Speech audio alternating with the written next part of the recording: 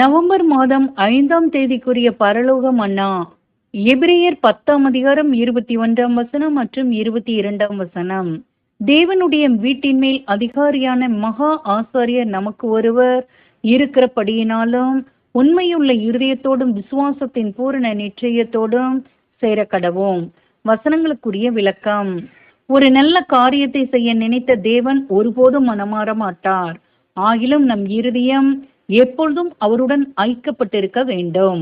நம் விசுவாசம் உறுதியுள்ளதாக காணப்பட வேண்டும். நம் சுய சித்தத்தை நிறைவேற்றாமல் அவர் சித்தத்திற்கு நம்மை ஒப்பு கொடுத்திருக்க வேண்டும்.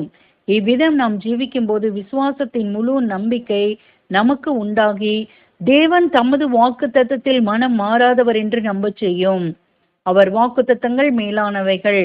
நமக்காக பரிந்து பேசி நம்முடைய பலவீனங்களை குறித்து பரிதபிக்கக்கூடிய பிரதான ஆசாரியர் நமக்கு இருக்கிறார்.